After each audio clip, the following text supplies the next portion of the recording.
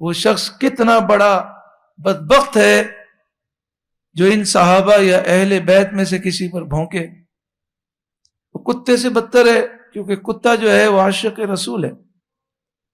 میرے استاد محترم علامہ خادم حسین رضوی علیہ الرحمہ نے ایک دفعہ فرماتے ہیں، میں نے تقریر میں گستاخ رسول کو کتا کہہ دیا.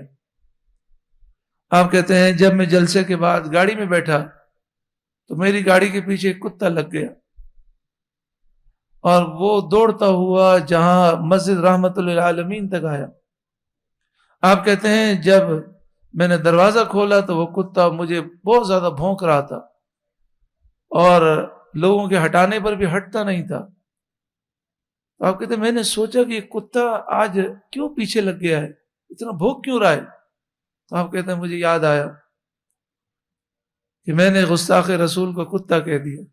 تو آپ کہتے ہیں میرے دل میں ایسی آواز آئی جیسے کتا کہہ رہا ہو کہ میں کتا ہوں، گستاخ رسول نہیں ہوں، تو نے گستاخ رسول کو کتا کیوں کہا. تو آپ کہتے ہیں میں نے ہاتھ جوڑ کر اس کتے سے کہا مجھے معاف کر دے، میری غلطی ہو گئی، کیونکہ کتا گستاخ رسول نہیں ہے. آپ کہتے ہیں میں نے یوں ہاتھ جوڑ کے کہا تو کتے نے سر جھکایا اور پھر وہ چلا گیا.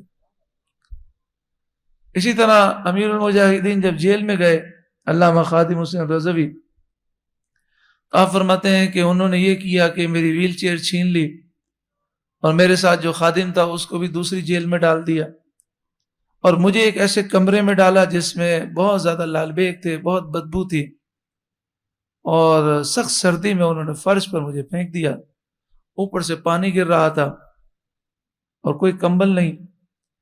تو آپ کہتے ہیں کہ مجھے نیند آنے لگی، یعنی اللہ کا ایسا کرم ہوا کہ خوف کے بجائے مجھے سکون مل گیا. آپ کہتے ہیں میں نے پاؤں اپنے لمبے کیے اور میں سو کر یعنی سونے لگا تو میرے دل میں خیال آیا کہ یہ سارے لال بیگ تو میرے اوپر چڑھ جائیں گے، اور اگر چڑھ بھی جائیں تو کوئی حرج نہیں، دین کے لیے تو ہر قربانی کے لیے ہم تیار ہیں. لیکن آپ کہتے ہیں میرے دل میں خیال آیا کہ یہ جو پولیس والے ہیں یہ ہنسیں گے اور دشمن کو ہنسنے کا موقع ملے گا کہ بڑا ناموس رسالت کی بات کرتا ہے، آج اس کی حالت دیکھو. تو آپ کہتے ہیں مجھے نیند بھی آ رہی تھی تو میں نے ان لال بیگ سے کہا اے لال بیگوں، حضرت سفینہ نے شیر سے خطاب کیا تھا اور شیر سے کہا تھا یا ابا الحارث انا مولا رسول اللہ، اے شیر میں رسول اللہ کا غلام ہوں.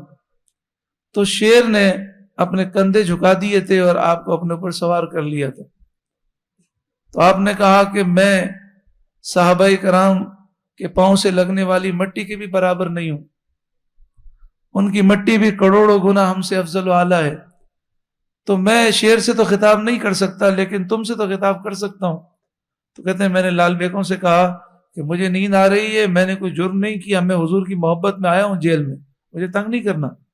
آپ کہتے ہیں یہ کہہ کر میں سو گیا. تو جب میری آنکھ کھلی تو میں نے دیکھا کہ پورے کمرے میں لال بیگ کہاں چلے گئے. اس وقت تو پورے کمرے میں دوڑ رہے تھے. تو میں نے دیکھا ایک دیوار کے ساتھ وہ لائن بنا کر کھڑے تھے سارے اور کوئی وہاں سے ہل نہیں رہا تھا.